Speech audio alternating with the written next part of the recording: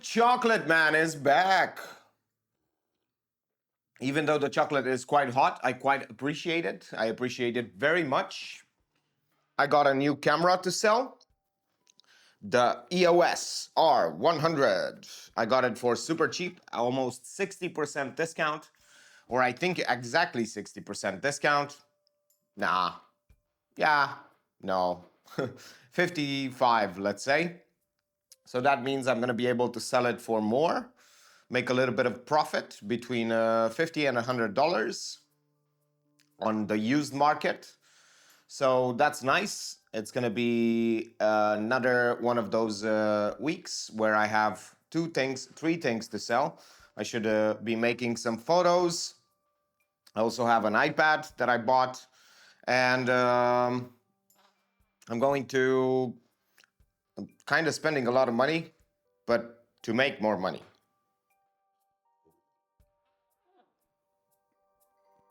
So yeah, I'm looking for 15 to 20% or to 25%, up to 25% profit.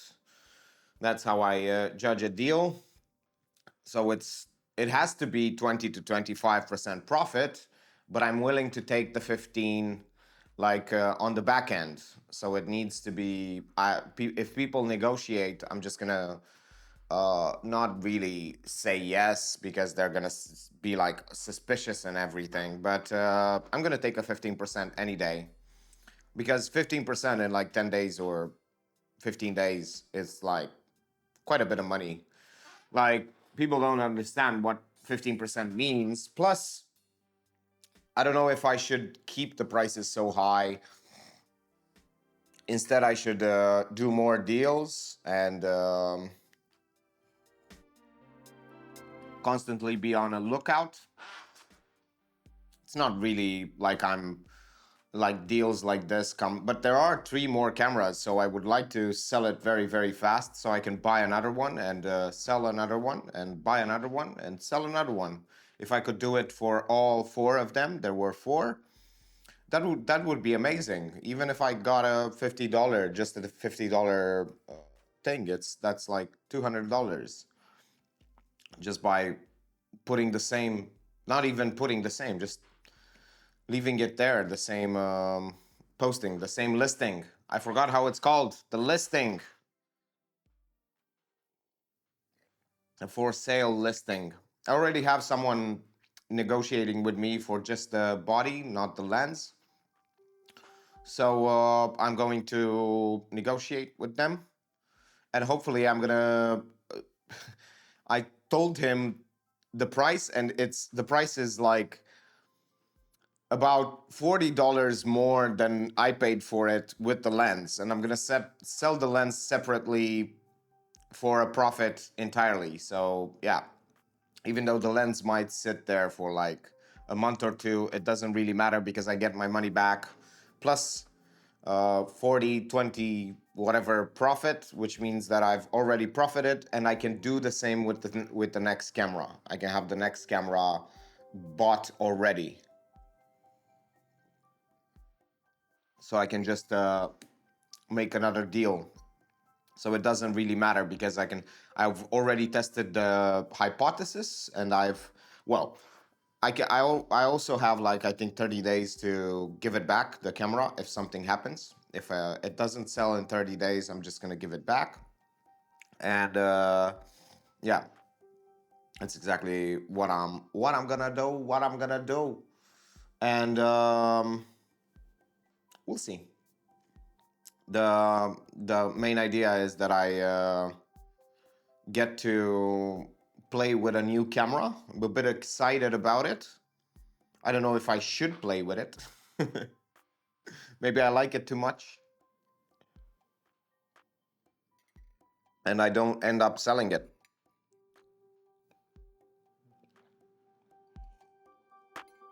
People are really excited about Canon, even though, especially here in Romania, I don't know everywhere, but here people are really, really excited about Canon. Canon cameras sell more than anything, even though they're super old and super bad. Sony cameras are a bit better. They're a bit more expensive, just a tiny bit more expensive, but you get much more if you buy a Sony camera. Like I'm trying to buy this for exactly almost the price you're buying that, but that is so much better. So much better in so many ways. And yeah, people just don't get the quality. They don't. That's a nice topic. Let's talk a bit about the fact that people don't understand what quality is. They cannot discern it. I've noticed this when it comes to paintings. Like if someone looks at something, they cannot discern a master level painting if they don't know the painting or the master or the name from a guy who's made a replica or just something. They don't, because they do not use their knowledge to take that decision to see which one is better. They just, if the differences are not super visible, and I'm not saying that you should be able to see them. If you looked, you should be able to see them. But the point is that people don't are not really developed enough in those areas to notice the quality of a painting. They do most of the times just evaluate emotionally, and or they just don't look at it. They don't care. That's why you see the most popular artists becoming more popular, because everyone else sees, oh, they're popular, they're rich, they're whatever. And it's just because they don't, quality is not of concern anymore. Like after you've made it in that terms that everyone knows you as the great painter that you are, the great artist that you are, your quality can stagnate for years. Nobody's gonna. In fact, the less quality you give, the more money you make, and you can see this in many examples. Very few artists, after they have made it, they keep their quality and their standards up. Like there is a story about Salvador Dali, that he was sitting in his bath, and he had some watercolors, and he had like a very big stack of papers, and he was just putting watercolors and then signing, just watercolor splotches and signing. And then he was like, why do I bother? I'm just gonna sell my signature and the whole paper, and someone else is gonna do the painting. And that's exactly what he did. Like there are mountains and mountains of papers. He had mountains and mountains of papers. He used to sign them and sell them to other artists for them to make money. So yeah, this is how it goes. So in the end, he got so famous, he didn't even need to do the work. All he needed to do is sell his brand, sell his signature on a piece of paper. Can you imagine how ridiculous that is? So quality means so little to people that they are willing to just buy a fake just to say that I have that because the signature is authentic. More than that, they are willing to buy prints which are glorified signatures just to say I have a Dali in my house. So that's how nuts things are. Like they are willing to pay the price of a car for a Dali print signed by him. It's crazy. It's so crazy. And you can buy them on eBay for $100, but they are selling at auction for like $4,000, $4,000. So that's how nuts things can go if you put the right things. So that's why quality doesn't really matter. And also, markets, the reason that I'm able to do this, it's because markets are not really efficient. I'm I'm taking advantage of market inefficiencies.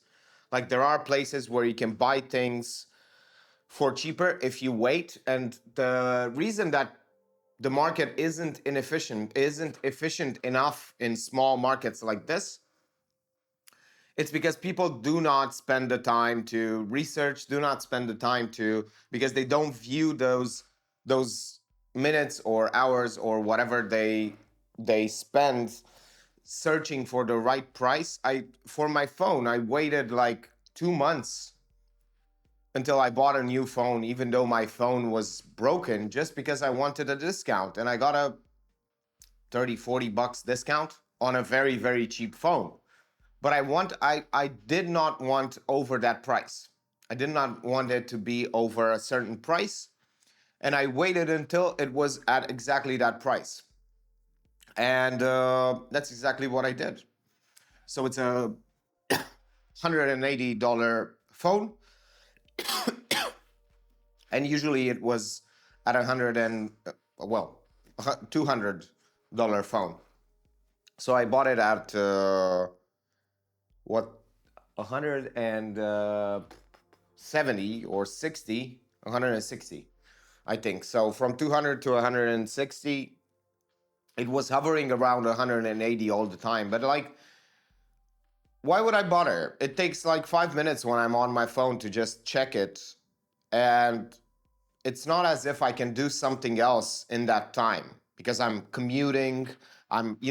Instead of when I'm commuting, instead of looking at social media, or even when I'm looking at social media, I look for deals. I check the websites, and it becomes easier and easier to just search for things and know exactly where the arbitrage is. And I'm not the only one who does this, because I've seen, like yesterday, there were some iPads on a reseller's website, and refurbished. Somebody didn't like it and gave it back. The new iPad Air with M2, and it stayed there like for a few hours. And I was debating whether or not if I should buy it, but it wasn't within my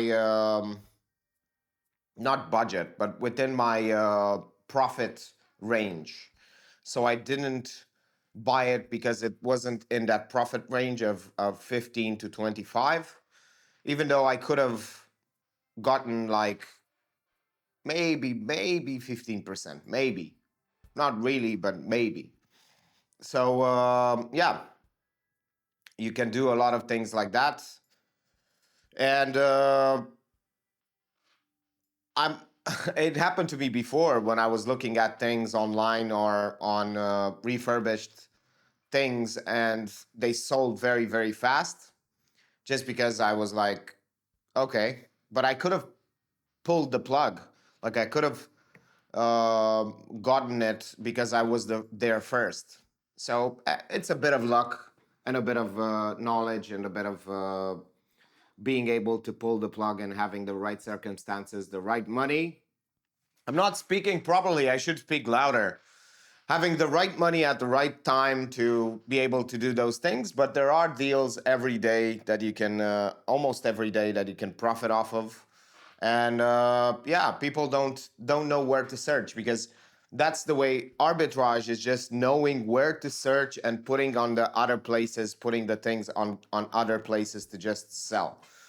Speaking of that, I'm gonna put my things on Facebook Marketplace as well today. And just like that, another beautiful day is over. As you can tell, I feel a bit tired and a bit sad. I don't have really good reasons to be sad, other than my eye is getting opaque again. So my blindness is developing. It's also bigger, and it also is opaque, even during, well, not during the day, but yeah, it's hard to see through the small thing that I have on my eye, in my eye actually, to be more exact. And That's why I feel a bit sad. But other than that, I don't have any other reasons than to be happy. And yeah, it is what it is. I don't enjoy being and feeling like this, but I have to feel those emotions because I started this channel in order to get more in touch with my emotions. So whenever I feel a bit sad, I don't just get over it and do all kinds of things to just numb myself or to distract myself. In fact, I am actually enjoying it. I'm actually enjoying all of the emotions that I have, and I celebrate them no matter what they are: frustration, depression, sadness, or anger. I was angry with myself for the past few days just because I didn't work, but I didn't really have a good reason to be angry at myself because I had a big cold and I couldn't really work properly. So that's why I didn't work. But then I got better and I was feeling better and I didn't want to work just to like enjoy the moment, getting back to full health. Today I worked, so I feel much better about that part of my life. Other than the other than my eye, I basically have never had a better situation than I have right now. And well, no, I think it's true to say that. Never had a better situation than this one. So, yeah, I feel super happy about it. And I decided to make 12 more courses on the iPad just because I have an iPad.